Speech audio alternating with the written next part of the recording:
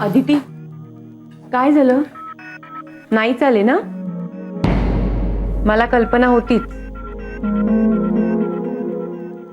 बहुधा त्यांना माणसांमध्ये मिसळायला आवडत नसावं.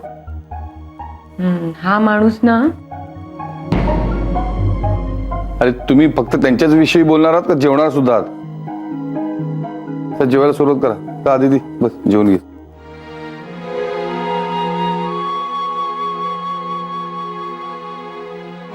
अरे हे काय? बसा ना, बसा बसा. तुम्ही जेवायला सुरुवात पण केली? नाही अहो, सुरुवात करणारच होतो आता. मला कोणी बोलवायला नाही आलं ते. आय एम सॉरी आईसाहेब, पण आज मिस्टर दाभोळकर आहेत म्हणून आम्हाला वाटलं की. काय वाटलं? मी तुमच्या बरोबर जेवायला येणार नाही? असं कसं होईल? मी ऑफिस मध्ये आहे आणि लंच तुमच्या बरोबर नाही, शक्यच नाही. आणि आज दाभोळकर साहेब सुद्धा आपल्या बरोबर जेवतायत.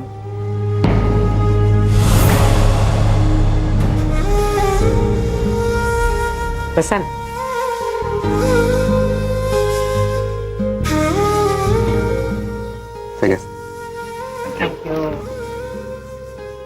आमच्या ऑफिसचा ना हा अलिखित नियमच आहे. कुणी कितीही कामात असलं तरी जेवायला सगळे एकत्रच बसणार. उघडा की डबे आता.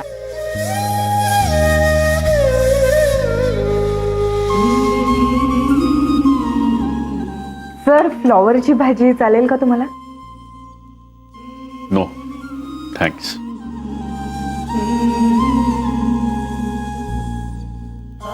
माझ्या मिसेसने सुद्धा आज मेथीचे पराठे पाठवले.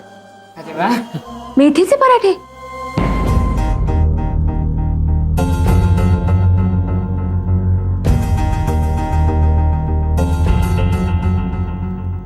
मिस दाभोळकर, तुम्हाला मेथीचे पराठे खूप आवडतात, हो का?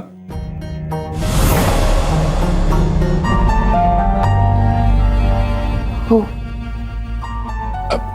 आणि मग घ्या ना, घ्या ना.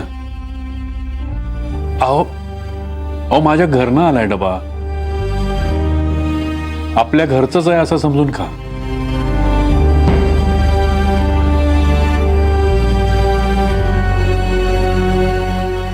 घ्या.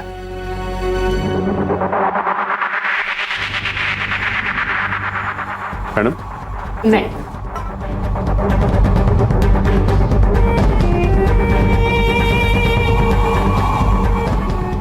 मिस अदिती, तुम्ही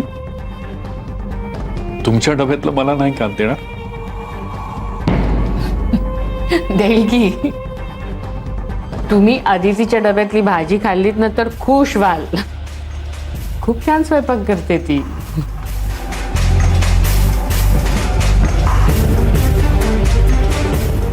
तुम्ही स्वतः तुमच्या हाताने बनवली आहे भाजी?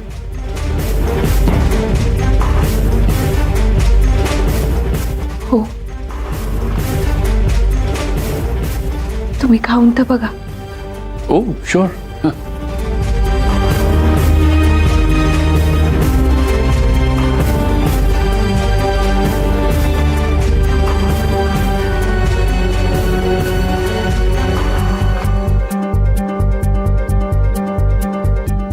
बस बस.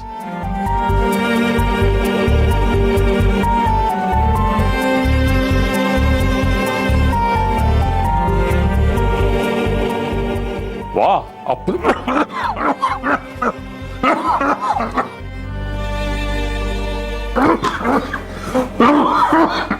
सावकाश सावकाश सावकाश. हळू हळू.